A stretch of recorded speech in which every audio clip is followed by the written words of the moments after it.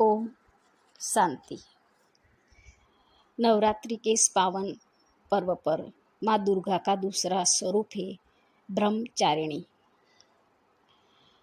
माँ दुर्गा के नव रूप में दूसरा रूप है माँ ब्रह्मचारिणी। ब्रह्मचारिणी माना तपस्या करने वाली, जो तप का आचरण करने वाली वही ब्रह्मचारिणी है। जैसा उन्होंने तपस्या की ऐसा उनका नाम पड़ा। उनका स्वरूप पूर्ण ज्योतिर्मय और भव्य स्वरूप दिखाया गया है। उनके दाएं हाथ में जप की माला यानी वो तपस्या का प्रतीक बताया है। बाएं हाथ में कमंडल बताया है यानी मन को सदा ही पवित्र रखना, कोई भी व्यर्थ संकल्प हमारे अंदर ना आए उसका प्रतीक है। तभी आज ब्रह्मचारिणी मंदिर में जिसकी आज भक्त लोग महिमा करते हैं, जैसे कहते हैं कि उनका जो पहला स्वरूप शैलपुत्री का था, लेकिन उनका ये दूसरा रूप ब्रह्मचारिणी कैसे पड़ा। जिन्होंने नारद के आदेश से भोलेनाथ के पाने के लिए कठोर तपस्या की थी, ऐसे कहानी बताई है। और इसी तपस्या के कारण इनका नाम ब्रह्मचारिणी पड़ा।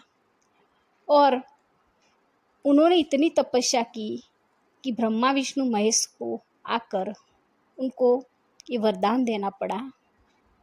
और शंकर जो चंद्रमौली है, चंद्र को धारण किए हैं, उनके साथ उस देवी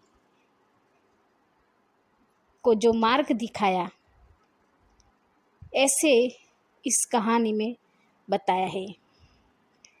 जिस तरह ब्रह्मचारिणी यानी संसार की मोह माया को त्याग कर जो तपस्या करती है, वो है सच्ची ब्रह्मचारिणी, जो आज परमपिता परमात्मा के हम सभी आत्माओं को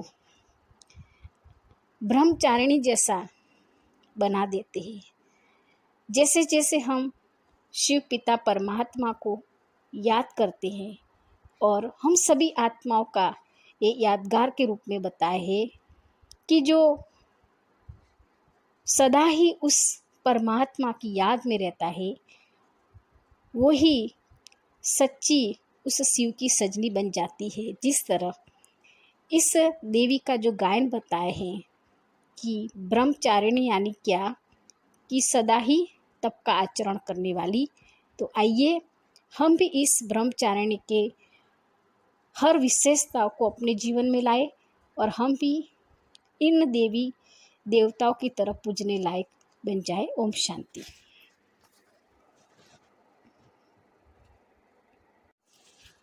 ओम शांति। नवरात्रि के इस पावन पर्व पर माँ दुर्गा का दूसरा स्वरूप है ब्रह्मचारिणी।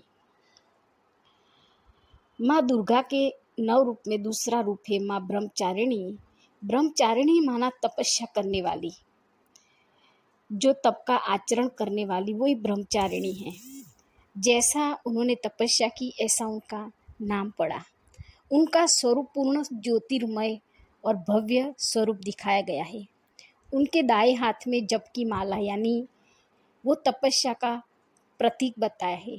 बाएं हाथ में कमंडल बताया है यानी मन को सदा ही पवित्र रखना, कोई भी व्यर्थ संकल्प हमारे अंदर ना आए उसका प्रतीक है।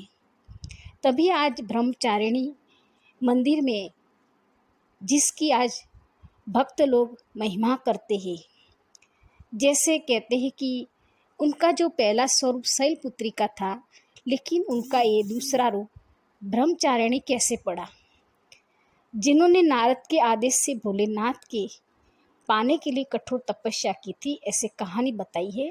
और इसी तपस्या के कारण इनका नाम ब्रह्मचारिणी पड़ा।